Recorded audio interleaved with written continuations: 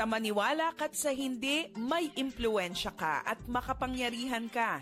Intentional ka man o hindi, ang bawat binibitiwan mong salita ay may epekto sa iba. Naranasan mo na bang may na-inspire, natuwa o kaya naman ay nagalit sa iyo dahil sa sinabi mo? Pero hindi mo naman maalala kung ano ang binitiwan mong salita. Your words have power.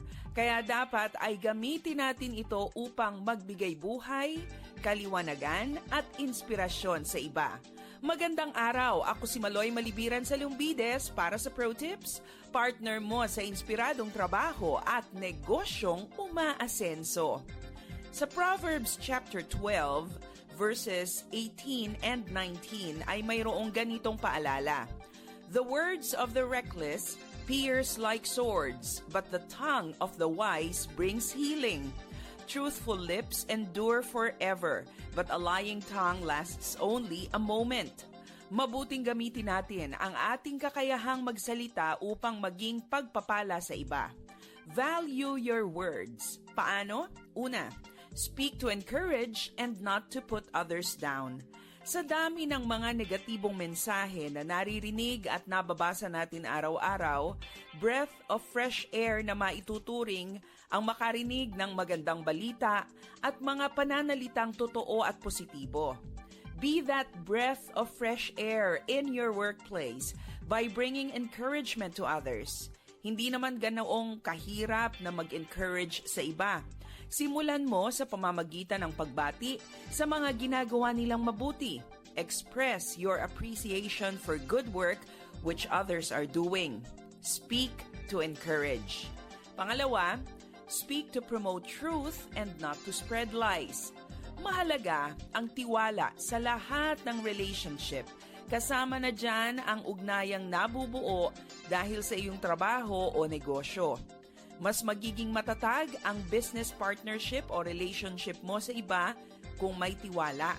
Kaya nga, may librong naisulat si Stephen Covey na At the Speed of Trust. Pagsumikapan mong patatagin ang tiwala ng iba sa iyo sa pamamagitan ng pagsasabi ng kung ano ang tama at totoo. At panghuli, speak to inform, instruct, and inspire. Gusto mo bang pakinggan at pahalagahan ng iba ang mga sinasabi mo? Kaya pag-isipan mong mabuti ang iyong mga sasabihin at tiyaking ito ay makatutulong para maghatid kaliwanagan sa mga nalilito, magturo sa mga di alam kung ano ang gagawin at magbigay lakas ng loob sa mga gusto ng bumitiw. Value your words and speak life. Para sa Pro Tips, ako si Maloy Malibiran sa Lumbides. Be a blessing in the workplace today. 1116 DXAS, your community radio. 1116 DXAS, your community radio. Kasama sa araw-araw, kakwentuhan, kaagapay, kaibigan, kabarangay, ito ang radyo mo. 1116 DXAS, your community radio. 1116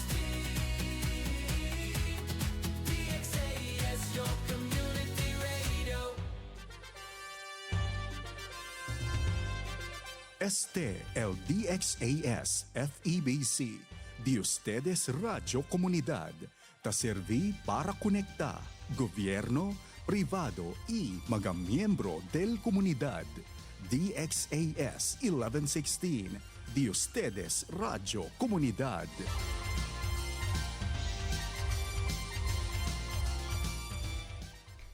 Ang oras sa buong Pilipinas, alas 7:07 na ng umaga. Alamin ang mga kaganapan at mga pinag-uusapan sa Zamba Sulta. Makibalita at makibahagi sa pagbabago at pag-unlad. Oras na, Zamba Sulta!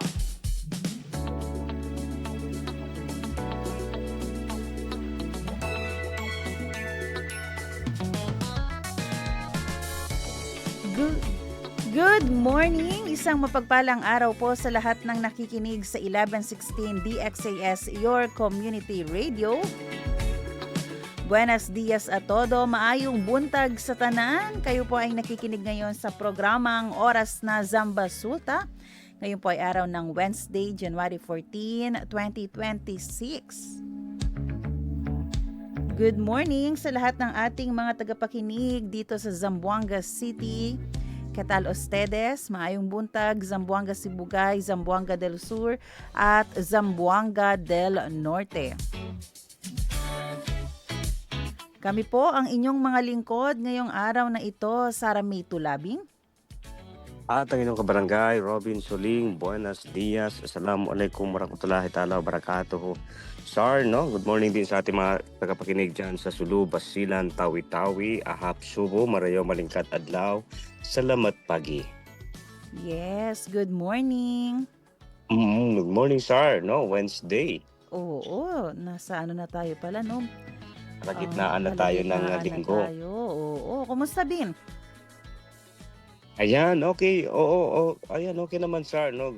Maganda at relax na umaga. Mm-mm. Oo, Madadalhan mo ba ako ng pagkain ko? Ay, oo, no, yung order sa mga nakikinig sa atin, alam niyo po, no, maganda talaga, no, na magkaroon ng konting sideline kahit 5 pesos, 10 pesos per day. Oo, kasi may mga kasamahan tayo na hindi na makakadaan sa mga karinderya, no. So, ako po ang kanilang inuutusan. So, ganansya 5 peso. Oh, yawat yan. Oo, mabibilihan kita ng pansit doon kay Kwan. Kay kuya. Kay ate, kay kuya, oo. Ayan. Thank you naman kung ganon. Maraming salamat. At syempre doon sa ating mga tagapakinig, ha? Oo, kung hindi na po kayang magluto sa bahay kasi kulang na ng oras, hanap tayo yung pinakamalinis na pwedeng bilhan ng pagkain. Wag lang din basta-basta bumibili saan-saan.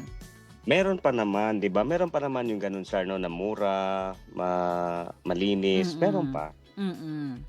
Meron pa. At meron din yan kahit mura, masarap. Mahalaga talaga kasi bikain tayo pag breakfast. Nung interview ko minsan sa isang doktor, sa isang nutritionist, sabi ko, Doc, ano po yung pinaka-advisable na heavy meal na i-take ng isang tao during breakfast talaga. Dapat ayan yung heavy meal natin. Kasi syempre, morning pa lang marami na tayong ginagawa. Usually, wala tayong ginagawa pag gabi. Diba? So, kailangan busog tayo, may nakain tayo na masustansya para yun yung magsusupport ng strength natin for the whole day. Pero meron yung mga nasa opisina lang, no? Okay lang, tinapay na lang din. Wala namang masyadong, lalo na aircon naman, di naman masyadong pinagpapawisan. So ayan, kung gusto nyong mag-diet, pwede din.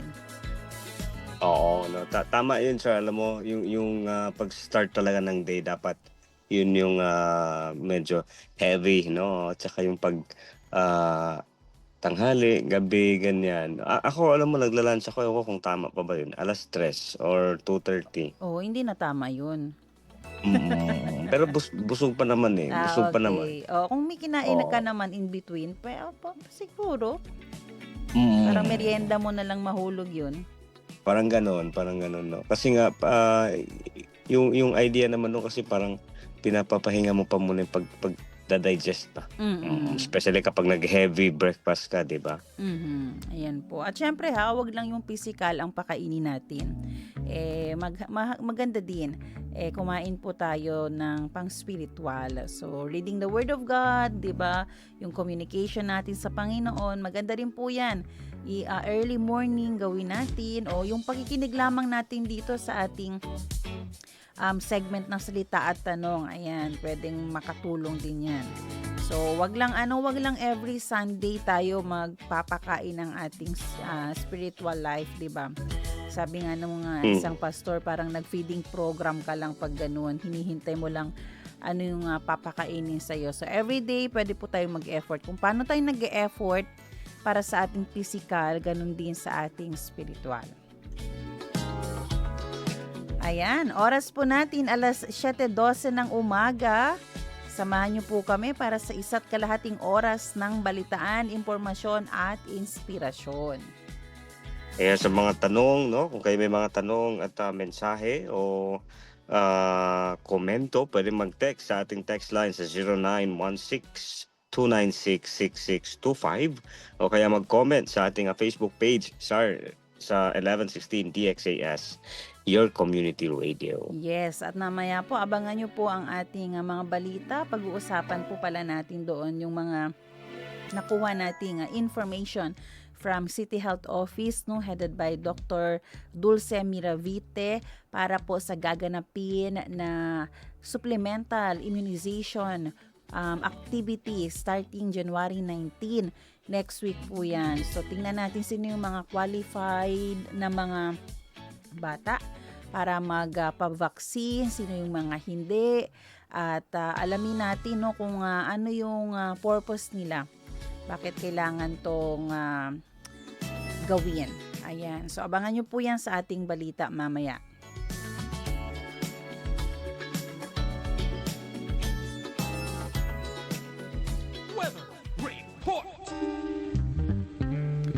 Para sa ating weather report, kanina pong alas 3 ng madaling araw ay minomonitor ang isang low pressure area o itong LPA at tinatayang nasa 755 kilometers silangan ng Davao City batay sa lahat ng nakalap na datos. Kasalukuyan namang naapektuhan ng northern monsoon amihan ang Hilagang Luzon at syempre po, no, sa ibang bahagi ng bansa, bahagyang maulap po hanggang sa maulap na papawiri na may pulupulong pag-ulan o pagkidlat, pagkulog ang pwedeng maranasan. At dahil naman yan sa localized thunderstorm, posibleng magkaroon ng mga biglaang pagbaha, itong tinatawag na flash floods o pagguho ng lupa o landslides tuwing may malalakas na pagkulog at pagkidlat. Dahil po dyan, kailangan nating maging updated at kailangan mag-ingat.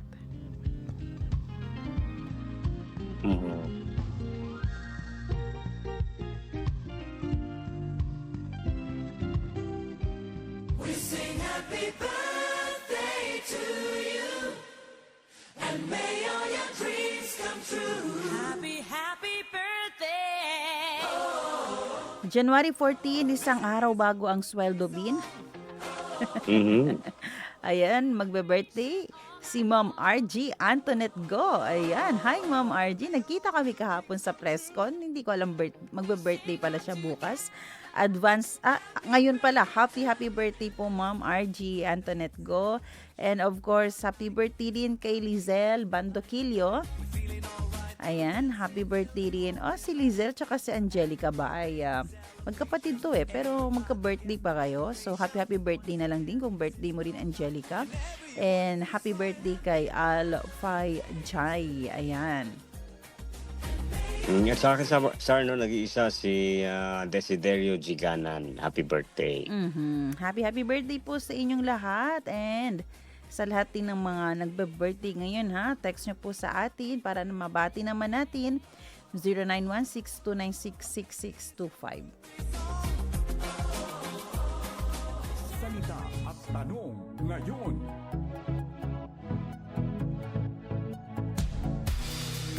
Ang ating salita ngayong umaga, cure. Sa Filipino, lunas. Na Chavacano, remedyo. Sa Bisaya, tambal. Ug sa Ilonggo, bulong. Tausug, lunas atau uwat. Tanong natin, paano po kayo natulungan ng Panginoon na mapagaling ang iyong puso? Psalms chapter 18, verses 2 to 3, The Lord is my rock, my fortress, and my deliverer. My God is my rock, in whom I take refuge, my shield and the horn of my salvation.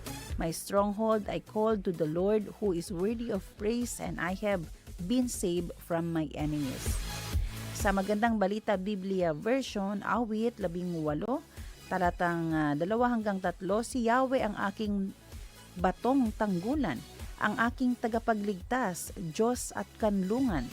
tagapag-ingat ko at ang aking sanggalang. Kay Yahweh ako'y tumatawag. Sa aking mga kaaway, ako'y inililigtas. Karapat-dapat purihin si Yahweh. Yan. So, yung word po natin for today ay tungkol sa cure. No? At pag sinabi natin cure, kailangan natin to, lalo na kung tayo ay may nararamdaman, Bin. Sa buhay na ito, Bin, alam mo, kailangan natin ng cure para totally ma-experience natin yung lasting joy na sinasabi rin natin kahapon. Minsan kasi ang nagnanakaw ng ating kaligayahan kung meron tayong mga unsettled issues, no, na meron tayo sa ating puso. Ito yung mga baggages na meron tayo. Kaya bago natin totally ma-experience na magkaroon ng lasting joy, kagalakan sa ating puso, dapat mabigyan lunas muna yung mga sugat natin sa puso. At kung tatanungin, sino ba ang kayang magpagaling nito? Minsan kasi kahit yung doktor hindi kayang sabihin natin na pagalingin yung sugat dahil hindi naman siya sa physical na. Ito ay tungkol na sa ating emosyon, tungkol na sa ating past. At sa mga ganitong paraan Panginoon natin ang pwedeng maging katuwang natin, maging fortress natin, healer natin, deliverer natin sa lahat ng mga naranasan natin, mga past experiences natin na nagkokos sa atin ngayon para hindi maging masaya totally, di ba, Bin? Oo, no, alam mo sir, yun nga talaga no sa atin as a human being, no. Alam mo may mga may two sets of naman di ba? Masabi mo na sakit na ikaw yung may kagagawan at yung sakit na talagang ewan ko no, parang sinasabi na minana, di ba? May mga ganun. Mm-mm. At sometimes sir no, ito yung naging hindrance para alam mo yun, not to appreciate life. Oo. Pero I think may reality doon, no? Pero may mga tao naman na alam mo ginamit yung sakit para maipakita at mapaalala sa kanila no kung gaano sila kamahal ng Panginoon. I think, di ba, sa totoo lang, no, ngayon nga habang nagsasalita ako, isa sa mga naiisip ko, sir, alam mo, ikaw. Di ba? Bakit? Di ba? I mean, di ba, may sakit. Saka last week nga, may narinig din akong kwento. Shoutout pala kay Mother. Good morning. May pinagkukwentuhan kami. Nag-uusap kami tungkol sa isang women din na hanggang ngayon sineselebrate pa rin ni Sar yung kabutihan kung paano siya gumaling. I think cancer ata yung sakit niya pero ilang taon na yun, no? Siguro kung hindi ako nagkakamali, almost 10 years na mahigit. Pero naaalala pa rin niya, hanggang inaalala pa rin niya yung paano siya gumaling, hindi yung sakit. Talagang pinagpapasalamat pa rin niya, no? Nagkakaroon pa rin siya ng Thanksgiving, ayun, siyempre pag may Thanksgiving may pakain siya, no? So, oo, 'di ba? Ayun. Yes, so maganda yun maging grateful tayo kasi minsan nakafocus lang tayo doon sa memories, paano tayo nasaktan, paano tayo na-offend, paano tayo na-trauma. Pero sana no makita natin yung katulad din nanay, hahanapin natin yung doon ako magfo-focus paano ako pinagaling ng Panginoon. Yun yung magiging testimony ko. Yun yung magiging highlight ng aking buhay na akala ko wala nang lunas, akala ko hindi na maku-cure, di ba? Akala ko wala nang cure yung nararamdaman ko, pero meron pala at eto, may joy na ako, meron na akong peace, may kagalakan ako na na-experience.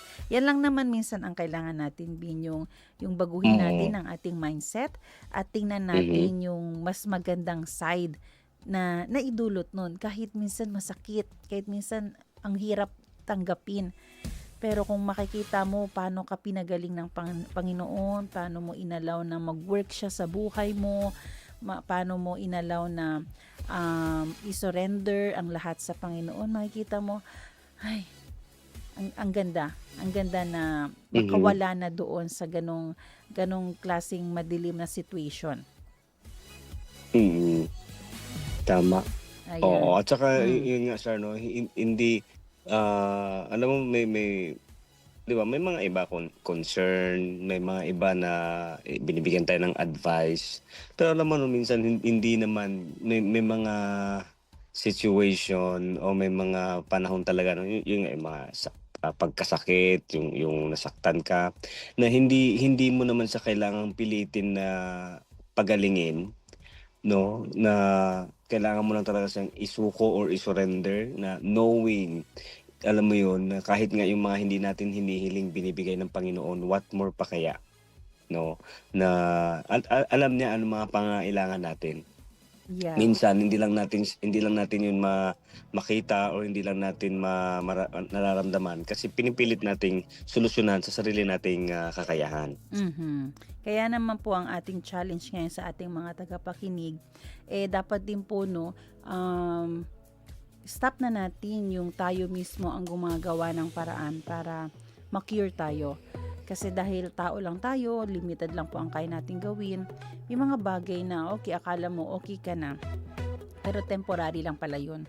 So stop trying to cure yourself, no, from all the discouragement, sa lahat ng mga naging distraction sa buhay mo, kasi temporary lang yan for sure. Makikita mo yung sarili mo, andito na naman ako, bumalik na naman ako sa pain.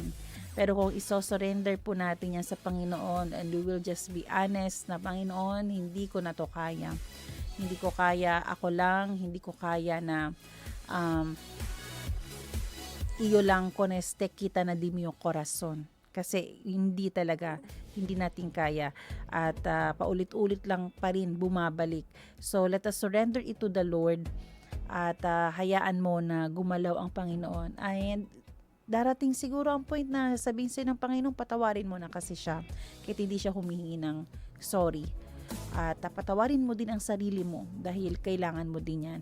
At syempre, pinapatawad ka din. Papatawarin ka din ng Panginoon. Dahil may mga portion din ng ating buhay dahil nga sa pain, 'di ba? Nakagawa tayo ng mga maling bagay.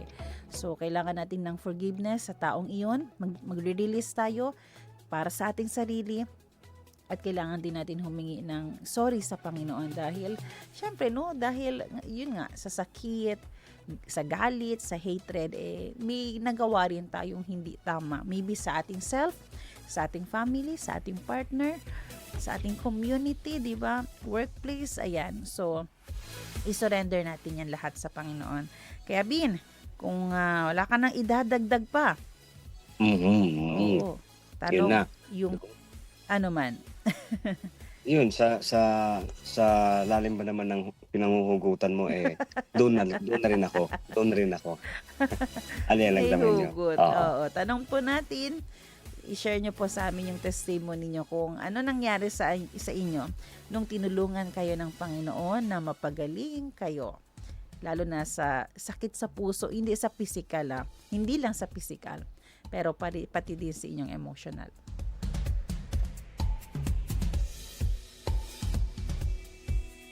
Mga gawang kabutihan para sa bayan. Marapat ipamalita yan. Mabati ang mabuti. Ayan, another story na naman po ng Mabati ang Mabuti tungkol sa mga iniligtas na kanilang pet. Ayan, di ba? Kasi nagtuloy-tuloy tayo, Bin, tungkol sa mga istorya ng aso, ng pusa, kung paano iniligtas. Ito naman po, kilala ang mga aso bilang man's best friend. Alam naman natin yan. Kaya naman sa oras ng kagipitan, hindi lamang aso ang loyal sa amo. Ang mga fur parents din gagawin ang lahat para sa ikabubuti ng kanilang mga alaga. Sugatan ng isang lalaki sa Cagayan de Oro City matapos balikan ang 5 alagang aso sa loob ng kanyang nasusunog na bahay. Habang tinutupok ng apoy ang tahanan, lakas loob na nirescue ni Jake Binondo ang kanyang minamahal na mga aso. Nagawa naman niyang maligtas ang 2, ngunit Sa kasamaang palad ay namatay ang 3 pang iba. Malakian niya ang posibilidad na nagtago ang mga asong nasawi dahil ugali ng mga itong pumunta sa mga sulok kapag nakakaramdam ng takot o panik. Dahil sa ginawa, nagtamo ng mga lapno sa muka at kamay si Jake, ngunit hindi niya ito alintana basta maligtas lamang ang mga asong itinuring na niyang pamilya. Mga kaagapay, for parents man o hindi, nawa tayong lahat ay magkaroon ng puso para sa mga hayop. Kung gaano sila kaloyal sa pagbibigay saya at pagtatanggal ng stress sa bawat isa. Sana sa mga panahong sila naman ang nangangailangan ng tulong ay huwag natin silang sukuan. Hindi sukat, kulang sa timbang, pandaraya o maling gawin. Maitama ang mali. Para sa may tama ang mali, huli sa akto ang isang kapitan ng barangay sa Mandaue City matapos itong dumaan sa highway na nakasakay sa motorsiklo ngunit walang suot na helmet. Bukod pa riyan, nakunan din ng video ang kanyang traffic violation na beating the red light. Kinilala ang violator na si Barangay Basak Chairman Felipe Giano. Napansin din ng netizen na bagamat lantaran na ang paglabag ng opisyal ay hindi ito pinansin at pinalagpas na lamang ng traffic enforcer. Maaaring dahil kilala siya bilang barangay chairman o dahil sa tatak na ng kanyang polo shirt na logo ng barangay.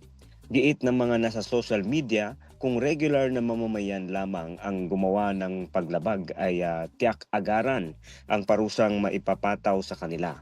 Kaya naman, tugon ni Barangay Chairman Diano, nagtungo na siya sa Traffic Enforcement Agency Mandaue para ipaliwanag ang kanyang dahilan at nagmamadalian niya siya sa pagtugon sa isang emergency sa bahay nila.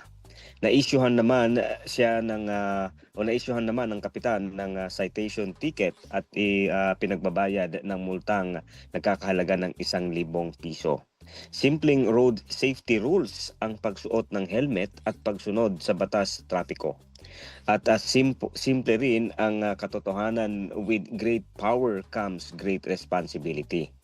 Huwag tayong magtaka kung may malalaking korupsyon sa pamumuno dahil nagsisimula ito sa pasimpleng paglabag sa mga maliliit na pamantayan. Kaagapay, lagi nating tandaan, follow simple rules, leader ka man o hindi. Tumulong tayo sa pagpapanatili ng kaayusan nang sa ganon ay maging mabuting halimbawa at hindi rin mapahamak ng iba. Or hindi rin makapahamak ng iba. Zambasulta Balita. Oras natin mga kaibigan, alas 7:30 ng umaga. At para po sa ating balita, binigyan diin ni Zamboanga City Mayor Kimer Adan Olaso bilang bagong chairperson ng Regional Peace and Order Council o RPOC9 ang pagpapalakas ng border control sa buong rehiyon sa ginanap na first quarter meeting kahapon. Sa gitna ng pagpupulong, sinabi ni Olaso na mahalagang tutukan ng RPOC9 ang pagpapatupad ng mas matatag na pulisiya sa border control upang mapigilan ang pagpasok ng mga smuggling, iligal na droga at terorismo sa alinmang bahagi ng rehiyon. Kabilang din sa mga prioridad ang pagpapatayo ng mga bagong police station sa mga malalayong barangay upang matiyak ang mas mabilis na pagtugon sa mga krimen. Iminungkahi naman ni DOT9 Director Dara Catullana ang pagpasa ng mga ordinansa para sa color coding ng mga bangka. Ang sistemang ito ay naglalayong mas madaling matukoy ang pinagmulan ng mga sasakyang pandagat at maiwasan ang mga border breach. Ang paghihigpit sa seguridad ay may layuning palaguin ang kumpiyansa ng mga mamumuhunan o investors at mga turista sa Zamboanga Peninsula. Kaugnay nito, nananawagan din ang mga opisyal sa publiko para sa mas responsable at tamang paggamit ng social media upang hindi mabigyan ng maling imahe ang Rehiyon 9. Tiniyak naman ni Mayor Olaso na ang lahat ng mga rekomendasyon ay ipapaabot sa DILG Central Office at personal niyang babantayan ang implementasyon ng mga ito sa buong rehiyon.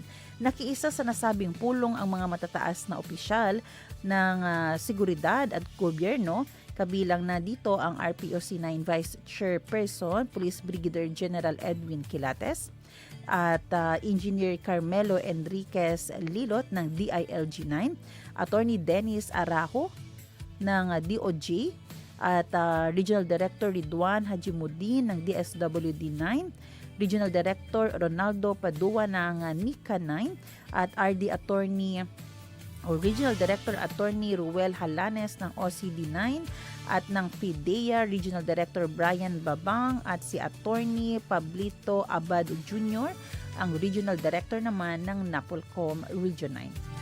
Zambasulta Balita. Nagsagawa ng road cleaning operation sa Evangelista Street, Barangay Santa Catalina kahapon ng umaga. Ang operasyon ay pinangunahan ni Barangay Kapitan Jordan Evangelista kasama ang mga kinatawan mula sa DPWH, Zamboanga City Police Office at Bureau of Fire Protection. Sa nasabing operasyon, hinila o towed ang mga sasakyang nagdudulot ng obstruction sa kalsada, particular na sa Evangelista Street na nasa gilid ng Zamboanga City Medical Center. Dahil dito, maging ang mga motorsiklo at sasakyang pagmamayari ng mga pasyente at mga doktor ay kabilang sa mga natow. Ayon kay Kapitan Evangelista, ang mga nakaparadang sasakyan sa gilid ng kalsada ang isa sa mga pangunahing dahilan ng mabigat na daloy ng trapiko sa lugar. Dahil dito, umapela siya sa administrasyon ng ospital na makipag-ugnayan sa pamunuan ng barangay upang makahanap ng permanenteng solusyon sa problemang ito. Iminungkahi rin ni Evangelista na nararapat lamang na magpatayo ang ZCMC ng sariling parking building sa loob ng kanilang compound para doon mag-park ang kanilang mga empleyado at pasyente. Binigyang diin na mahalagang mapanatili ang kaayusan, kalinisan at turismo sa lungsod para sa ikabubuti ng lahat. Zambasulta Balita. Ayan, yan yung nangyari kahapon. Actually, hindi lang din yung mga nakaparada na mga sasakyan ang kanilang isinali sa road clearing. Kasama din yung mga nagbebenta sa harap mismo ng ospital. Kasi nagiging obstruction na itong mga vendors, no, dahil sila na ang nag-occupy ng sidewalk. Oo, so yung mga lumalakad doon, yung papasok sa ospital, sila nang nag-occupy ng kalsada ng sasakyan. Kasi nga ang nag-occupy ng sidewalk yung mga vendors na. So sabi nga ni Cap Evangelista, ayaw namin kayong i-penalty, bigyan ng penalty, o ayaw din namin kayong paalisin dyan dahil yan ang hanap buhay nyo. Pero make sure naman na hindi na kayo obstruction dyan sa lugar na yan. Kasi kahapon nakita nga ni ng kapitan na yung mga naglalakad, sila na nag-occupy ng kalsada. So kaya minsan Sila na nag-adjust, Oo. So dahil sila ang nag-adjust, itong mga naglalakad, yung mga sasakyan din ang mag-a-adjust. So minsan hindi na sila nasa kabilang lane na kasi nga may naglalakad dito sa gilid. Kasi yung mga vendors natin ay inoccupy na yung sidewalk. So talagang marami ang dapat gawin dyan, tutukan at sabihin natin laging i-monitor. O kasi bukod sa traffic na pwedeng maidulot, pwede din ikapahamak yan ng mga naglalakad. 'Di ba? So hopefully hindi lang ngayon yan. Lagi yan mai-monitor ng ating Barangay Santa Catalina. Kasi under naman yan sa kanila at maybe panahon na din talaga, no, for sure, kahit naman ang ZCMC, partner natin yan, mamaya pala partner natin ang ZCMC, gumagawa rin ng paraan yan, nag-iisip ng paraan din yan. Paano din I mean, paano yung mga ibang empleyado nila, like mga doktor, ay makapag-park din sa loob. Kasi di ba kung ikaw din ang may sasakyan, ayaw mo din mag-park sa labas ng compound ng workplace mo. Mm. Kasi pwedeng magasgasan, pwedeng may ano yan, manakawan ka, di ba? So, Mm. hopefully, magawan to nila ng paraan, Bin. Oo, yun nga sir, no? Tsaka matagal-tagal na rin itong problema na to, no? So at least, ayun nga, nakikita natin na may action ng ginagawa, no? Kasi ako, galing din ako from Santa Catalina rin ako, no? At matagal na, siguro yung iba dyan, mga, ano to, mga batch ko pa yan eh. Siguro mga grade school pa kami, magkaibigan na kami, pati yung mga nandyan sa street, yung sa mga sidewalk ba. No? Tsaka may mga relatives na ako actually dyan, sir. Mhm. Oo, na nagbebenta. So, So ayun konting konting adjustment lang naman din ang gagawin nila. Parang alam ko may oo. oras na binigay ang kapitan sa kanila kung kailan din sila pwedeng magbenta. Ayan, Oo. at saka it's time din talaga, no? Na magkaroon tayo ng sinasabi nga nila, ano to, improvement. Mhm. Oo, no? Kasi, di ba, hindi naman sila lang, no? Kabuuan, di ba? Yun nga, yung mga, pati yung mga sasakyan ng mga pasyente, mga doktor, kasama din sa, di ba? So, pinapakita lang sa atin na no hay pabor-pabor. Mhm. Oo. Para na todo kasi nga 'di ba to make yung siyudad nga na kuan sabi nga dito no yung tourism, yung kalinisan, 'di ba? So ayun, hopefully no sir, yun nga hindi lang isang araw na programa to. Yes, oo. Kailangan Oo. everyday i-check 'yan. Baka kasi kahapon wala, mamaya meron na naman. Oo. So, Mm. kailangan din ng cooperation. Yan lang naman po. Meet halfway tayo para sa ikabubuti ng ating lugar, ng ating community, ng ating city. Zambasulta Balita. Samantala kahapon nagkaroon nga ng press conference ang City Government of Zamboanga kasama ang City Health Office, no? At kung saan pinag-usapan kahapon tungkol sa gagawin na immunization activity next week. Magsisimula po yan sa January 19. Ayan, no? At magtatapos parang February 13 ito. So, ito po yung measles, rubella supplemental immunization activity at kung saan target po ng CHO ngayon na mabakunahan ang nasa 93,653 na mga bata dito sa syudad ng Zamboanga. So magkakaroon po ng simultaneous na pagbakuna sa ating mga barangay at kasama dito yung mga barangay islands natin. So yung qualify po para mabakunahan dito sa measles at rubella ay mga batang nasa 6 months hanggang 59 months. So kahapon sabi pa ni Mayor Olaso kung itong 59 months ay i-compute niya nasa 4 years old and 11 months. At coverage goal nga nito ay 95%. So, ang mangyayari ayan may kick-off po na gagawin sa January 19 sa Ayala. Pero simultaneous po ito gagawin sa ating mga barangay. Meron po tayong mga fixed post. Pag sinabing fixed post, ito po yung barangay health center ninyo. Diyan po kayo pwedeng pumunta, pumila para ipabakuna ang inyong apo, ang inyong mga anak. At meron din tayong temporary fixed post. Ito po yung ide-deploy ng City Health Office na kanilang mga tauhan para naman pumunta sa mga purok ninyo at kayo din ay makapabakuna sa inyong mga anak. At ang tanong nito, Bino, kung meron bang side effect, tinanong natin to kay Dr. Dulce Miravite, usually at wala talagang side effect. Napaka-rare kung meron man. Kung halimbawa man magkaroon ng fever at magkaroon ng rashes, pumunta sa kanilang nearest barangay o sa kanilang barangay health center o kaya doon mismo sa nag-inject sa inyo. Pero napaka-rare nga na pwedeng magkaroon ng side effect kasi 50 to 60 years na palang ginagamit itong vaccine na ito, Bin.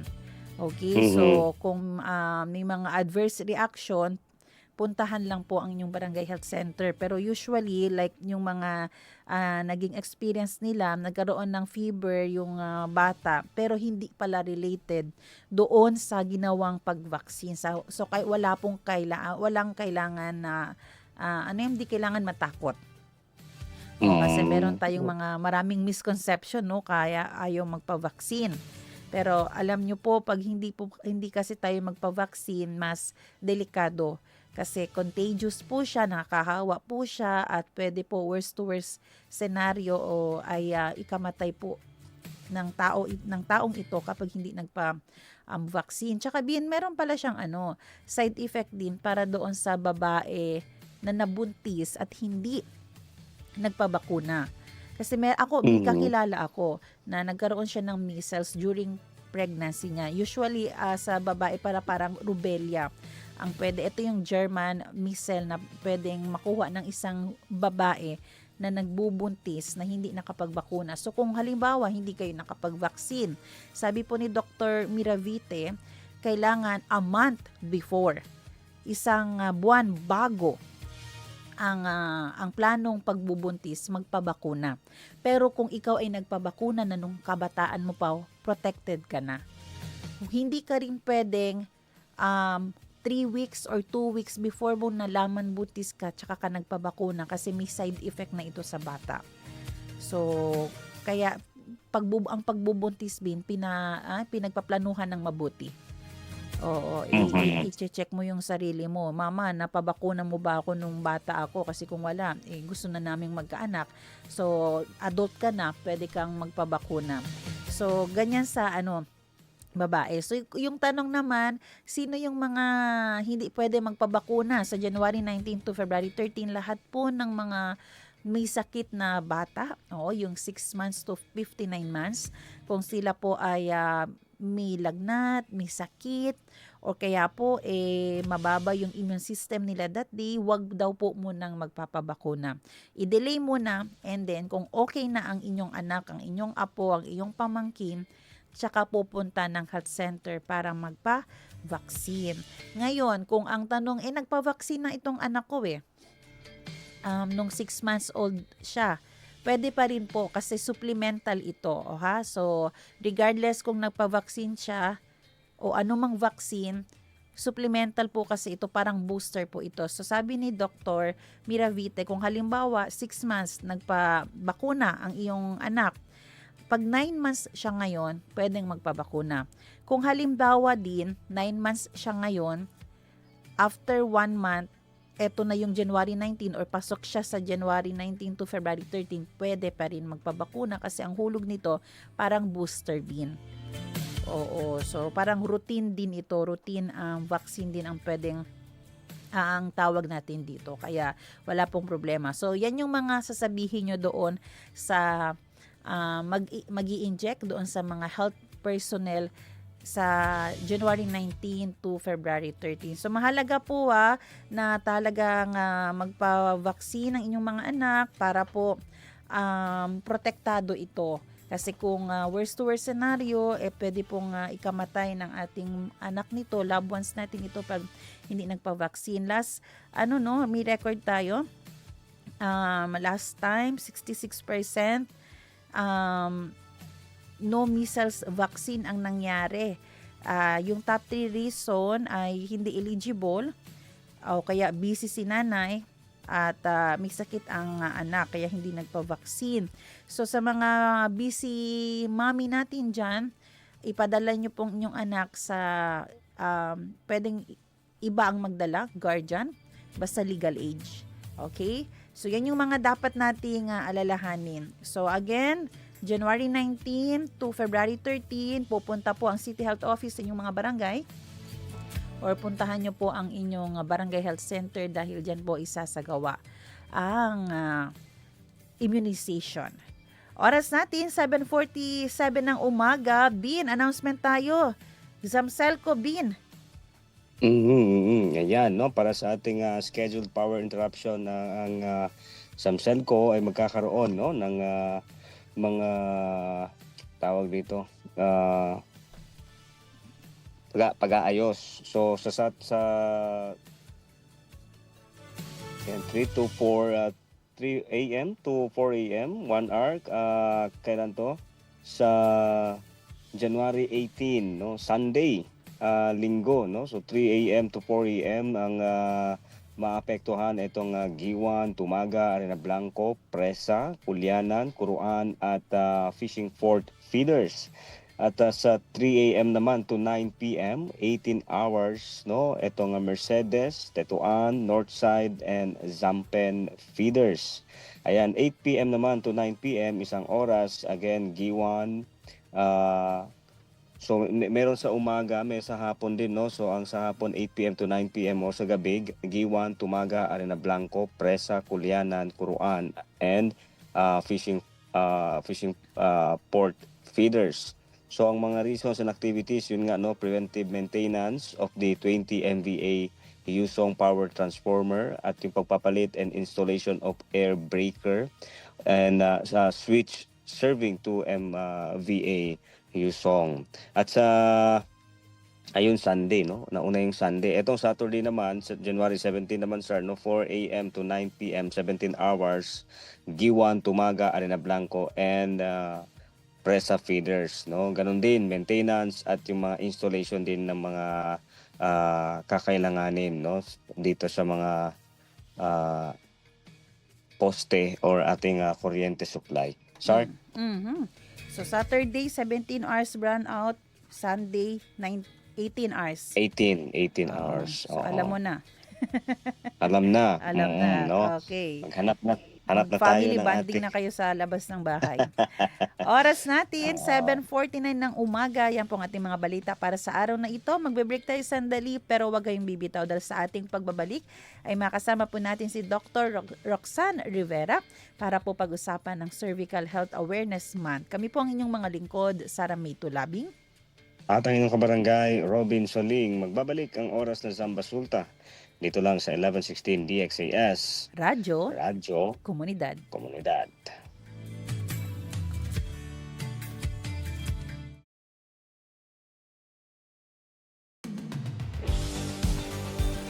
Pakinggan ang mga kwento ng nagbagong buhay sa pamamagitan ng mensahe ng pag-asang mula kay Hesukristo. On air, online, at on the ground. Ito ang The FEBC Report.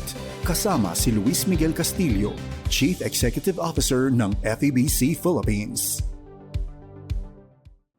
Sa pagpasok ng panibagong taon, wala nang mas magandang paraan para magsimula kung hindi sa salita ng Diyos. Sa Hebreo talata 12, pinapaalalahanan tayo na ang buhay Kristiyano ay isang pagtakbo na kailangan ng pagtsatsaga. May mga panahon ng pagtutuwid, pagtuturo at paghuhubog dahil mahal tayo ng Diyos bilang Ama. Tinatawag niya tayo magpatuloy at panitilihing nakatuon ang ating paningin kay Jesus, ang nagpasimula at nagpapaging ganap ng ating pananampalataya. Sa Hebreo Kabanata 12, talata 26 hanggang 29, mababasa natin, "Yumanig noon ang lupa na magsalita ang Diyos, at ngayon ay nangako siya, minsan ko pang yayanagin ang mundo, pati na rin ang langit. Ang katagang minsan pa ay nagpapahiwatig na aalisin ng Diyos ang lahat ng nilikha niya na nayayanig para manatili ang mga bagay na hindi nayayanig. Kaya magpasalamat tayo sa Diyos dahil kabilang na tayo sa kaharian niya na hindi nayayanig. Sambahin natin siya sa paraang kalugod-lugod na may takot at paggalang sa Kanya.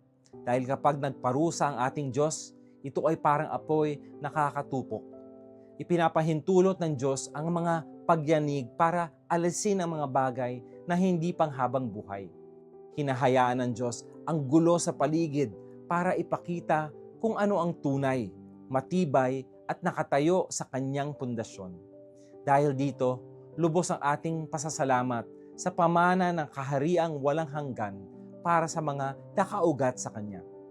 Ganito rin ang sinabi ni Apostol Pablo sa 1 Corinthians chapter 3 verses 11 to 15, na si Jesus lamang ang tunay na pundasyon at ang mga ginagawa natin sa buhay na ito ay susubukin na parang sinusubok sa apoy para malaman kung ito'y ginto na tumatagal o kahoy na madaling masunog. Paraan nito ng Diyos para dalisayin ang ating gawain at ipakita kung ano ang tunay na nakatayo kay Kristo. At sa 1 Peter chapter 1 verses 6 to 7, pinaliwanag ni Apostol Pedro na sinusubok din ang katapatan ng ating pananampalataya, gaya ng pagdalisay sa ginto. Sa kabuuan, itinuturo ng kasulatan na ginagamit ng Diyos ang mga hamon at paghihirap para dalisayin ang kanyang bayan at panatilihin tayong nakakapit sa Kanya. At hindi ba't ito rin ang nakita natin sa ating bansa at sa ating ministeryo nitong nakaraang taon?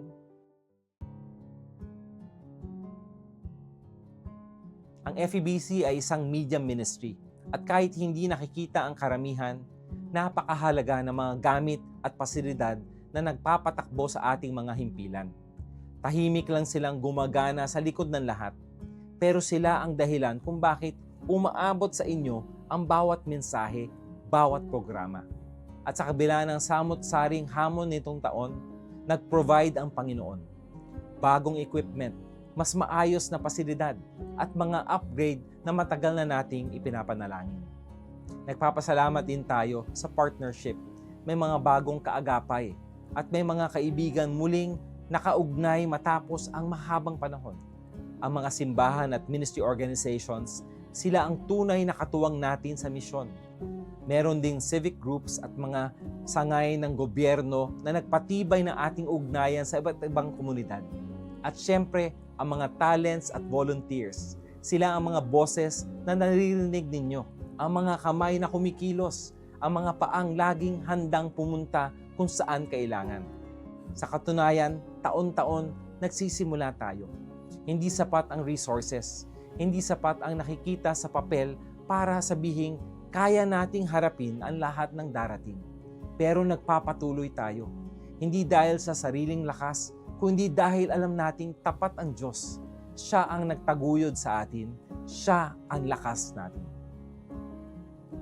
Mabilis ang pagbabago ng mundo ng media, lalo pang lumalawak ang digital platforms. At bilang network na nakasandig sa radyo, kailangan pang isiping mabuti kung paano ipagpapatuloy ang ating ministry sa gitna ng pagbabagong ito. Pero nakakagaan ng loob na makita sa datos na matibay pa rin ang radyo at marami pa rin ang naaabot nito kahit mas nangingibabaw na ang digital media sa buong mundo. Sa puso namin, dito at sa iba't ibang FEBC fields, ay ang maabot ang susunod na henerasyon kung saan sila naroon. Dalhin ang mabuting balita sa mga hindi pa nakakakilala kay Jesus. Lahat dapat makarinig ng Ebanghelyo. Pero kanino tayo unang pupunta? Sino ang handang tumanggap? Mga tanong itong kailangan talagang ipanalangin at pag-aralan. At para magawa ang lahat ng ito, kailangan ng mas matibay na network ng partners. Kailangan ding tuklasin ang bagong teknolohiya, pati na ang AI. At kailangan nating linawin kung ano ang pamantayan para matawag na excellent o mahusay sa panahon ngayon. Nagbabago ang mundo. Nararamdaman natin ang pagyanig. Minsan literal pa nga. Pero kapag nakatuon tayo sa Diyos na nangunguna sa atin at nakasandal tayo sa Kanyang salita, matatag tayo nakakatayo. Naalala ko ang Psalm 18. Ginawa niyang parang paa ng usa ang aking mga paa at itinayo niya ako sa matataas na lugar. Pinalawag mo ang aking daraanan at hindi nadulas ang aking mga paa. Sa lahat ng mga nananalangin kasama namin, naglakad kasama namin at sumuporta sa ministry na FEBC. Maraming salamat po. Kaloob po kayo ng Diyos. Hayaan niyo po akong manalangin para sa inyo. Panginoon, sa pagpasok ng bagong taon, gabayan mo po kami ng inyong karunungan. Patatagin mo kami ng inyong kapayapaan. Palakasin mo kami para sa anumang darating. Naway ang inyong salita ang aming pundasyon at ang inyong pag-ibig ang aming pag-asa. Sa pangalan ni Jesus. Amen. Naway bigyan kayo ng Panginoon ng lakas na harapin ang mga hamon, galak sa paglalakbay at biyaya para sa bawat bagong araw. Mula sa inyong FEBC family, maligayang bagong taon at naway manatili tayong nakaugat kay Kristo. Napakinggan mo ang The FEBC Report. Para maging updated sa ating stories online, mag-subscribe na sa ating YouTube channel at i-follow ang ating Facebook at febc.ph. Maging kabahagi sa misyon ng Far East Broadcasting Company Philippines na ipahayag ang mensahe ng pag-asa ni Hesukristo sa mundo. Bisitahin ang aming website sa febc.ph/give. Salamat sa inyong suporta sa ministeryo ng Panginoon. Pagpalain po kayo ng Diyos.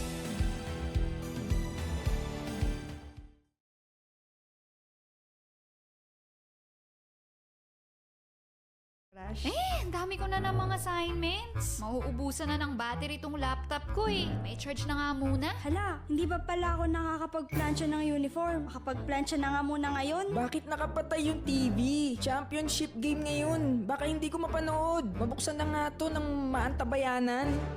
Aba mga anak, ano ba ito? Bakit punong-puno na itong sasaksakan natin? Naku, bawasan nyo nga yung mga nakasaksak dyan. Baka ma-overload ang ating kuryente. Naku, baka masunugan pa tayo niyan eh. Sa susunod, huwag i-overload ang mga saksakan ha. Mabuting nang nag-iingat para hindi tayo mapahamak. Mahalaga ang pag-iingat para manatiling ligtas ang inyong pamilya at mga ari-arian mula sa sunog o anumang sakuna. Paalala ng himpilang ito ng Far East Broadcasting Company, Philippines. Oras na, Zambasulta! At nagbabalik ang oras na Zambasulta. Kayo pa rin po ay nakikinig sa 1116 DXAS, your community radio. Muli ako po si Sara May Tulabing. Ang DXAS ay isa sa mga himpilan ng Far East Broadcasting Company at kasapi sa kapisanan ng mga broadcaster ng Pilipinas. Ang FEBC po ay isang non-profit, non-commercial at donor-based radio station. At dahil nga sa katapatan ng ating Diyos at sa inyong partnership, tayo ay nagpapatuloy sa paghahatid ng mabuting balita ni Kristo. Inaanyayahan po namin kayong maging bahagi ng ating radio ministry. Pwede nyo pong iscan ang ating QR code o kaya ay mag-deposit sa ating bank accounts para po sa inyong donasyon. At para ma-acknowledge namin ang inyong donation, ay magpadala po kayo ng mensahe sa amin. Muli, maraming salamat sa inyong partnership at God bless. Oras natin mga kaibigan, 1 minuto na lamang bago mag alas 8 ng umaga. Good morning muna kay Ma'am Liliana Hunt. Sabi niya pa, Happy New Day to everyone in DXAS. Salamat sa Diyos sa araw na ito, Ketal a todos de Zamboanga. At basahin ko rin ang kanyang reflection sa ating segment na Salita at Tanong ngayon. Reza lang con el gente, at siya nakita umalin encuentro o umalin eksperyensya. El presensya del Diyos ay dali ka naton wisyo para entende el mga sitwasyon, iase kalma di aton emosyon. Yan, maraming salamat po Ma'am Liliana Han. Sa ley informal. Prevenir enfermedad y saber el magacura. Junto con el Zamboanga City Medical Center. Servicio con compasión. Ayan, at muli, ngayon po ay araw ng Miyerkules kung saan makakasama natin ang Zamboanga City Medical Center para po sa ating segment na Serbisyo kun Kompasyon. At ito po ay pag-uusapan natin dito ay tungkol pa rin sa ating health. No, lalo na po ngayong buwan na ito, month of January, alam niyo po ba ay ngayon ay Cervical Health Awareness Month. At dito sa ating programa talagang laging tinatalakay natin ang ganitong mga concerns, issue, dahil mahalaga po sa atin ang mga kababaihan. Ano-ano nga ba ang dapat malaman ng ating mga kababaihan dyan na nakikinig sa atin ngayon? Makakasama po natin ngayon from ZCMC ang ating OB-GYN, Dr. Roxanne Rivera. Doc, welcome po sa ating program. Good morning po sa inyong lahat at sa ating mga listeners. Yes, at ito nga po Doc, pag-uusapan po natin muli ang tungkol sa Cervical Health Awareness Month. Bakit po pala Doc, pag January, ito po agad ang ating awareness? So ito yung global campaign natin no, para mag-raise tayo ng awareness about cervical cancer prevention, at the same time detection, treatment. Kasi ang goal po natin is pugsain or mawala ang cervical cancer because sa totoo lang, ito po ay isa sa very treatable na sakit among women, no? Pag na-detect lang po ng maaga. Ayun, maganda po yun na na positive po na news na treatable po pala ito. Kumbaga, Doc, hindi dapat katakutan dahil may pwedeng gawing paraan para po mapagaling ang isang pasyente, lalo na ang babae. Opo. At syempre po, Doc, no, pwede po ba natin i-explain din po, Doc? Alam ko po meron po kayong inihanda din dyan na slides po para maintindihan ng ating mga kababaihan kung ano po itong cervical cancer o cervix cancer nga po. Sige po, Doc. Okay, so ang ating cervix, ito yung pinakadulong bahagi ng matres or the lower part of the uterus. So dito po daanan po ito kapag po nakikipagtalik, diyan po pumapasok yung sperm para mabuntis yung babae. Diyan po dumadaan yung ating regla. Kapag po nanganganak tayo, yan din po yung nagpe-play a role, no? Nagdadilate po siya. Yun yung mini-measure ng mga OB natin na sinasabi in centimeters pag ready na po tayong manganak. So malaki po yung role nito pagdating sa fertility, sa pagbubuntis at saka sa panganganak ng isang kababaihan. And it also protects the uterus from the different pathogens, mga bacteria, saka viruses, no? So usually, minsan may mucus po ito. Ayan. So yung tanong po, Doc, ano po yung pwedeng maging dahilan para masira po ang ating cervix? So, para masira po yung ating cervix, no? Ito yung pinag-usapan nga natin ngayon is pwede tayong magkaroon dito ng cervical cancer. So, uncontrolled growth ito ng abnormal cells sa cervix sa lower part ng uterus. So, ang pinaka-common cause nito is yung sinasabi nating human papilloma virus. Infection po ito. Common ito na sexually transmitted infection sa Pilipinas at patuloy ang pagtaas ng kaso. So, ito nga po yung problema po dito sa cervical cancer dahil kahit na preventable ito, pataas ng pataas po yung kaso sa Pilipinas, no? So itutuloy ko na po. Ano po ba yung mga simptomas? So ito po yung kaso sa Pilipinas, no? Papakita ko po sa inyo nung 2020, 7,897 bagong cases, 4,000 plus yung namatay. Pag nakita po natin, no, third po siya, highest among women in the Philippines. Una yung breast, pangalawa yung colorectal cancer, pumapangatlo po siya. Pero, ito nga ay preventable. So, kung tutuusin natin, bakit po pataas ng pataas yung kaso? So, ano po ba yung mga common na simptomas? So, ito po, madami po yung discharges, minsan iba po yung kulay or amoy ng ating discharge, or minsan may bahid ng dugo kahit hindi po tayo nagre-regla. Masakit yung balakang, may pangangate or parang burning pain or sensation, at saka masakit makipagtalik. So ito po yung mga simptomas natin ng cervical cancer. Pero kadalasan, itong mga simptomas na ito ay non-specific. So ibig sabihin, hindi agad nag-uudyok sa mga kababaihan na magpa-check up, no?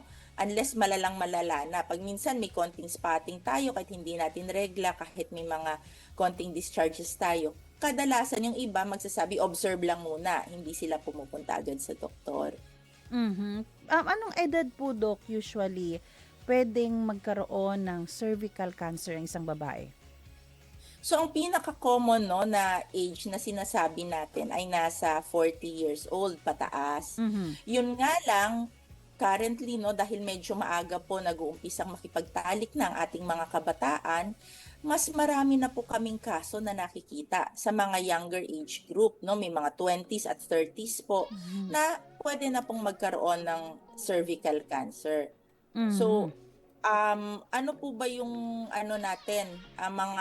yung human papilloma virus, no? So, paano ba ito nakukuha? So, itong human papilloma virus na yung nabanggit ko kanina, silent infection to, virus ito. So, wala itong kadalasang symptoms. So, hindi nyo alam pag may nakuha na kayong virus.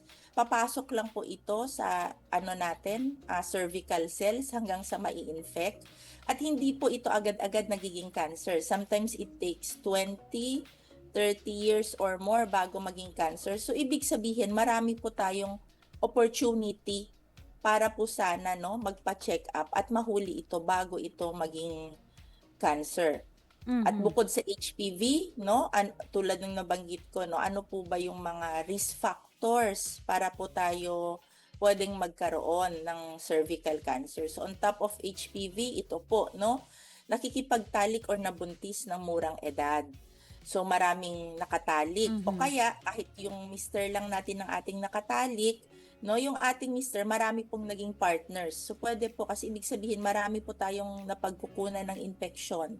Yung mga hindi tuli ang asawa, mga kababaihan na hindi nagpapascreening, nanganak ng maraming beses, nasa pills, gumagamit ng pills ng 5 taon pataas, naninigarilyo or mahina ang resistensya. So, ito po yung mga common risk factors on top of the HPV infection na nagpapataas ng risk natin na pwede tayong magkaroon ng cervical cancer. Ibig sabihin, Doc, hindi siya namamana. Hindi siya namamana. So, nanggagaling siya sa isang infection na nag-a-affect ng ating cervix. Tapos po, dahan-dahan po siyang magdi-develop doon until magiging cancer. So imagine nyo 10, 20, or 30 years bago siya maging cancer. Ibig sabihin, meron tayong opportunity na magpa-test. Kasi pag nahuli natin siya, na nandoon pa lang siya sa level ng infection, kayang-kaya pa po siyang gamutin, no? So ito, since yun na po yung napag-usapan natin, paano ba natin siya nahuhuli, no? So dito na po pumapasok yung test natin, yung sinasabing pap smear. At ngayon meron tayong HPV DNA test, no? So tulad yung mga OB natin, lagi tayong nire-remind, kailangan nating magpa-pap smear. Ang pap smear nagdidetecto ng abnormal cervical cells, recommended to every 3 years. So ito ay mabilis, no? At saka makikita yung current status ng cervix nyo. Ang HPV DNA test, medyo mas may, mas specific. So, DNA mismo, wala pa pong abnormality ang cells. As long as nasa DNA, makikita na meron kayong HPV na high risk sa system ninyo, nadidetect niya, no? At kapag ka-negative siya, every 5 years nyo na lang po ito ginagawa. Yun nga lang, pag positive, kailangan na po tayong mag-umpisa ng gamutan at saka po, i-repeat po natin siya after 1 year. So, ito, wala pang abnormality. It predicts the future ng risk mo na magkaroon ng cervical cancer. At ang screening nito starts at 30 years old. Pero kanina, Doc, na-mention nyo po dahil may mga kabataan na tayo ngayon na nagsisimula na nga po ma-engage, no, sa mga sexual activity ng nasa edad na 20, kailangan po ba yung mga ganyang edad po magsimula na rin po magpa-screening? Yes, kasi recommendation lang po ito, no? Sinasabing screening starts at 30 years old. Pero ako, at saka I'm sure yung mga ibang OB-GYN, pag meron po silang mga pasyente, let's say 19 years old, pero ang dami na pong naging sexual partner at high risk na po na magkaroon ng cervical cancer. Wala pong masama pag isi-screen na po natin tong mga pasyente na to para po maagapan po natin. Meron din po, parang may narinig din po ako, Doc, yung parang magpabakuna. May ganyan po ba, Doc, dito para ma-prevent? Yes, no? Meron po tayong mga vaccine. So currently dito sa Zamboanga, meron po tayong 3 klase. So sinasabi natin yung bivalent, 2 po yung strain. Meron po tayong 4 na strain at saka siyam na strain, no? So HPV, yung bivalent, quadrivalent, saka nonavalent. At ito po, nakikita nyo po sa screen ko yung percentage ng protection niya. So pag nakuha ninyo yung nonavalent, 84.7% protection against cervical cancer. So probably magtataka kayo, bakit hindi po 100% kung magpapabakuna? Hindi po siya 100% kasi po meron po tayong 20 HPV high-risk strains na pwedeng mag-cause ng cervical cancer.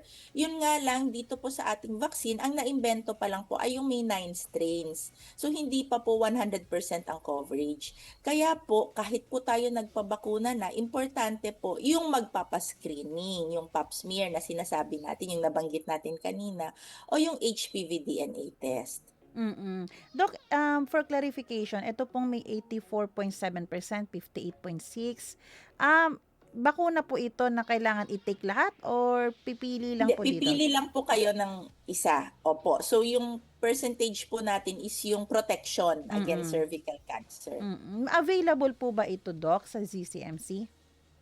So currently, no, wala pa po tayong available na gamot na vaccine sa ZCMC, pero sinusubukan po naming ipasok po ito sa hospital, no. Nagtatry na po tayong mag-procure nito. May kamahalan lang po tong mga gamot na to, kaya medyo mahirap po na ipasok sa ZCMC. Pero sa ating mga private hospitals, private OB/GYN, makukuha po natin tong vaccine na to. And for additional details po, Doc, gaano kadalas po itong dapat ibakuna sa isang babae? So, pwede natin tong ibakuna ng 3 times. So, pagkabakuna mo, ang next dose will be 1 to 2 months after the first dose. And the third dose will be 6 months from the first dose. Pag nakumpleto po ninyo itong 3 doses, kung kahit ano man ang napili nyo, no, it will give you lifetime na protection. Ayun. Hindi na po kailangan ulit-ulitin. Yun yung kagandahan doon. So, kung gagastos man ang pasyente at least yung certain period of time, sabihin Yes. natin 1 year lang, then clear ka na, safe ka na for the rest of your life. Pero, Doc, how about po yung sa pagkain? Pwede po bang makaapekto? Diet, lifestyle para magka-cervical cancer? Yes, oo, no. So, ang ano natin dito, no, mga pagkain is always, no, a factor para ma-prevent ang cancer. So, syempre dapat balance and healthy diet tayo. Iwasan natin yung mga processed na pagkain, mga matatamis, no, at saka mga fast food. Opo. Balikan ko po, Dok, no, nakita ko po, Dok, meron po kayong isang slide na ang cancer po ba ay pwedeng maging silent killer? Yes, kilala po itong cervical cancer as silent killer kasi at the earliest stage wala po siyang symptoms, no? So kaya nga po sinasabi kailangan regular magpa-pap smear para nasisilip po ang ating cervix. Kasi kapag nasa early stage pa tayo or nasa pre-malignant lesion na sinasabi natin, no? Wala kayong mararamdaman. So, kailangan kayo po ang kusa na nagpapa-check up sa doktor para po malalaman po natin pag meron na po tayong cancer or wala. Yung mga signs and symptoms na nabanggit ko kanina, yung discharge, yung mga amoy, yung pelvic pain, o kaya pain pag nakikipagtalik, or yung pagdudugo, ay common po ito kapag po nasa advanced stage na po tayo ng disease. Ayun. So, yun po yung dapat natin malaman tungkol doon. Kanina, Dok, nasabi nyo na rin po, Dok, no, na treatable itong sakit na ito para sa ating mga Yes. pasyente. Opo, treatable siya. So marami tayong pwedeng gawin kapag nasa early stage of cancer, pwede pong operahan. Kapag po nasa advanced stage na at hindi kayang operahan, pwede po tayong mag-chemotherapy, radiotherapy, at saka immunotherapy. At ang kagandahan po, kapag hindi pa po tayo cancer, pre-malignant lesions, may mga gamot din po tayo para dyan, saka mga treatment, no? So may mga ablative procedures po tayo, at meron po tayong mga pwedeng ibigay sa pasyente to boost their immunity. Puntahan ko po, Dok, na yung kanina na-mention din po ninyo yung paninigarilyo o kahit yung pag-inom po ng alak, Dok, no, ay pwedeng maging panganib sa isang babae. So, paano po ba din pala ito, Dok, nakakaapekto? Oo, no, yung smoking saka alcohol, nag-i-increase po ito ng risk ng cervical cancer kasi dinadamage niya yung DNA, yung protective barrier natin sa cervix. So, nagwi-weaken po yung ating immune system, tapos nagkakaroon po ng pamamaga, no? Especially yung mga sa tobacco byproducts, dumidikit po siya sa mucus ng cervix at making the cervix na mas mas kakapit yung HPV infection. At saka yung alcohol, no, may negative effect din po siya. So, kaya pag-iwas po ng paninigarilyo at panginginom is actually protective against cervical cancer. How about po yung birth control pills? Paano rin po ito nakakaapekto, Dok? Tsaka how about po yung mga nagdedepo, Dok? Pwede rin po ba silang maapektuhan? Yung birth control pills, no, ang depo, iba po kasi yung mechanism niya. So, ang depo hindi po kasama. Ang sinasabi natin dito yung over-the-counter oral contraceptive pills. So ito, ginagawa tayong more susceptible sa HPV infection, no? Kasi mas nagiging makapal yung mucus natin at mas kumakapit yung ating virus doon. Pero kailangan may HPV infection tayo. So kumbaga, added factor lang ang paggamit ng pills. Hindi ibig sabihin, kasi baka ayaw na mag-pills ang mga kababaihan, no? Hindi ibig sabihin pag gumamit tayo ng pills, agad-agad magkakaroon natin ng cervical cancer. It's just an added factor, but needed po yung HPV infection para po maging risk siya, no, for cervical cancer. At saka po, kailangan 5 years and above ang paggamit to increase the risk. Less than 5 years, hindi po. At saka ang kagandahan nito, reversible po yung risk. So pag tigil na po tayo sa pag-take ng pills, mawawala din po yung risk natin. Okay, ayan po. How about, Doc, yung mga kababaihan natin na ang problema naman ay limited ang kanilang budget? Saan po ba sila pwedeng pumunta para makalibre o kaya para makakuha po ng murang pap smear at HPV vaccination? Yes, so syempre, no, sa ZCMC. Sa ZCMC po, libre pong ating check-up, screening at treatment for cervical cancer. And at the same time, magagamit po natin ang ating mga PhilHealth dito, no? So ZCMC is ISO certified at saka po PhilHealth accredited na hospital. Libre po lahat ang serbisyo namin dito sa ZCMC. Ayan. So, kaya kahapon pa natin ina-encourage ang ating mga listeners na kailangan, kahit may mga issue ang PhilHealth ngayon, magpa-member ka talaga. Kasi mahalaga po yan dahil marami kayong pwedeng ma-avail kagaya po nito. Doc, ano naman po ang maipapayo nyo sa mga kababaihan na nahihiya naman o natatakot po magpatingin sa OB-GYN? Oo, so ang masasabi ko, no, magpatingin agad because prevention is always better than cure. Meron naman po tayong patient confidentiality. Huwag po kayong mahiya. Pwede po kayong pumunta kung may mga concerns po kayo sa inyong mga OB of choice or dito po sa ZCMC, no? We value your privacy.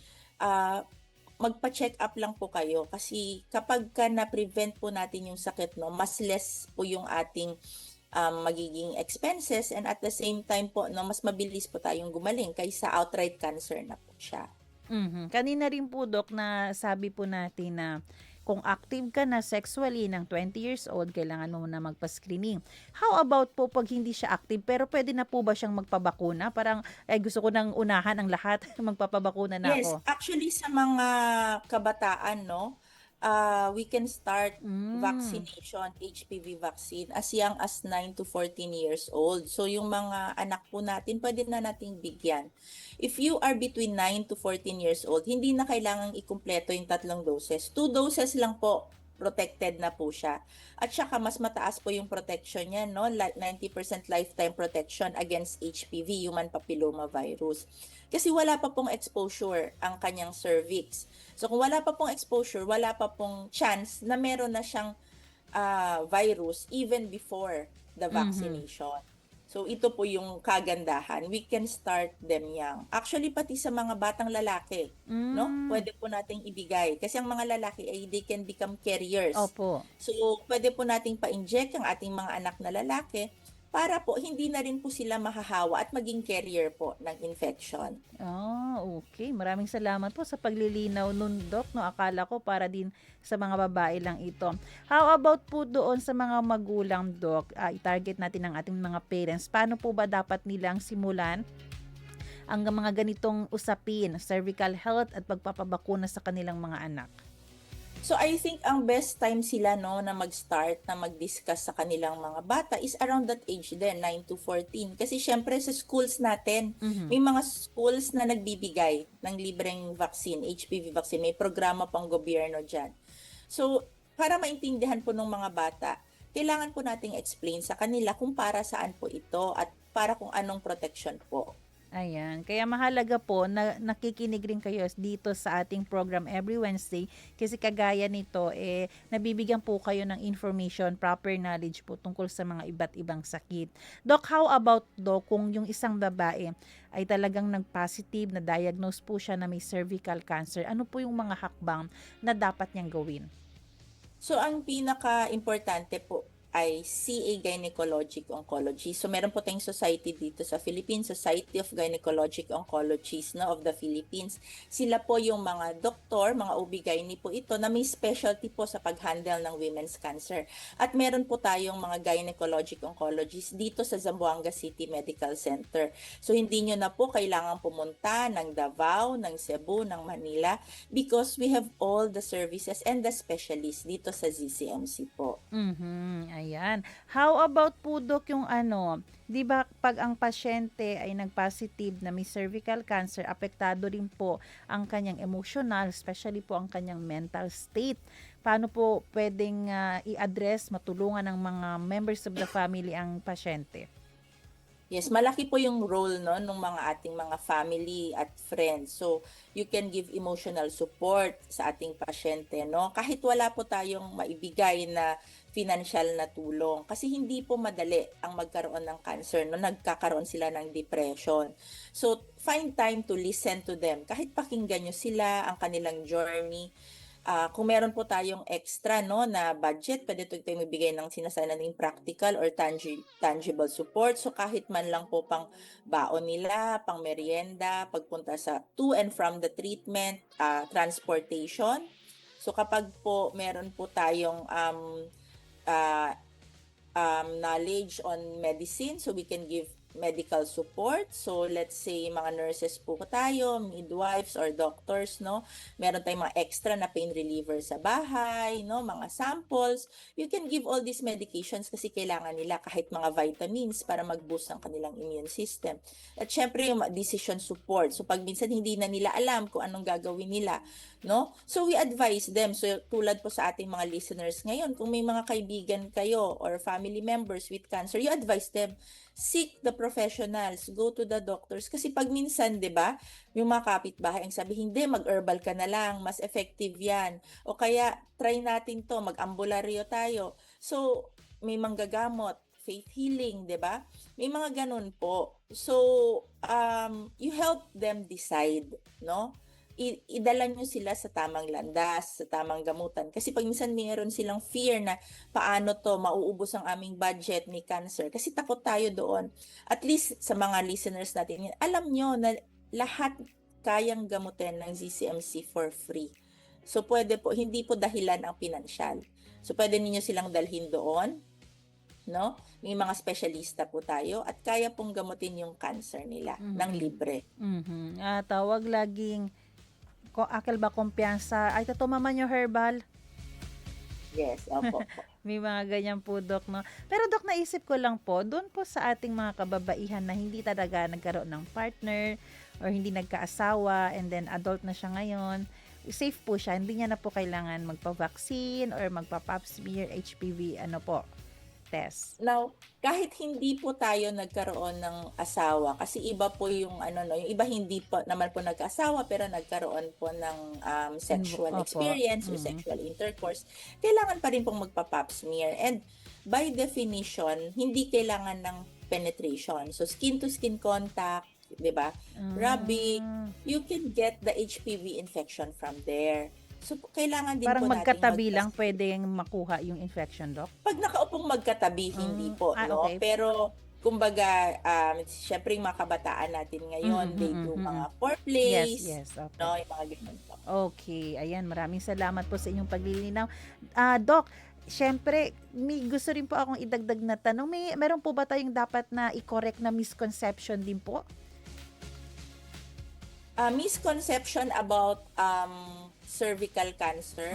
So siguro ang pwede nating dito is ang cervical cancer ay parang nanggagaling siya sa mga, let's say, myoma or ibang bukol ng matres. Hindi po, ang cervical cancer nanggagaling po talaga siya sa isang infection na human papilloma virus na matagal na pong nandyan sa ating cervix. At saka po, pag pinabayaan natin, pwede siyang lumaki at kumalat. Now, isa pang misconception na common, Doktora, byuda na po ako, matagal na pong patay ang aking asawa, matagal na po akong walang sexual contact, kailangan ko pa rin po bang magpa-screening? Opo, as long as meron po kayong naging sexual intercourse, kahit once lang po sa tanang buhay nyo, kahit one experience lang, tapos hindi na po kayo nag-asawa, magpapascreening pa rin po. Kasi pwede po sa isang incident na yon makukuha po natin yung infection. Ayan. Wala na pong mas lilinaw pa doon sa explanation ng ating doktor. Okay, Doc, sa ating pagtatapos, Doc, ano po ang inyong message sa ating mga kababaihan upang maging cervical smart po sila? Upang maging cervical smart, you get vaccinated, get screened, alamin ang mga simptomas, and go see your doctor, no? Huwag po tayong matakot. At lahat po niyan nga, pwede po nating gawin sa ZCMC po. Ayan, maraming salamat po, Dr. Roxanne Rivera. Nako, talagang may pamas klaro alyan na explanasyon del de aton guest ara dia. And hopefully po, nawala na po yung fear natin, yung pangamba natin. Atun po sa ating mga kamag-anak, kung halimbawa may cervical cancer po ang ating kakilala, wag na po nating i-condemn. Ayan, kasi ang dami mong partner, ang dami mong naging boyfriend, hindi na po kasi siya makakatulong. Hayaan nyo na lang po na siya makakapag-realize nun at siya na ang magtuturo nun sa kanyang anak ba o sa mga loved ones niya. Hindi na po kasi nakakadagdag yung sa kanyang emosyon. Si asipagad kita, dudut kuneli kay kamusin si Ubida antes.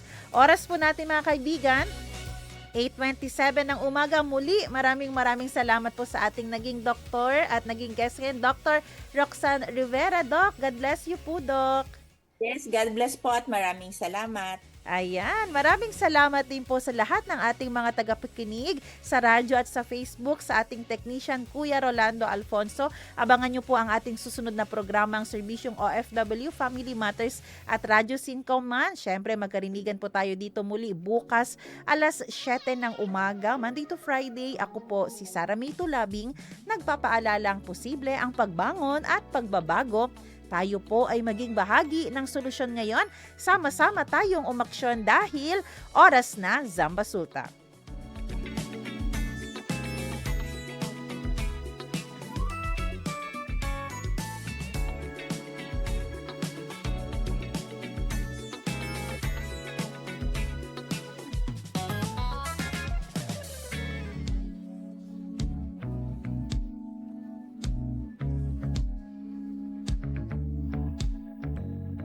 Inyong napakinggan ang programang Oras na Zambasulta. Para sa mga komento, mensahe o suhestyon, tumawag o mag-text sa 0916-296-6625 o sa 0998-844-1410. 1160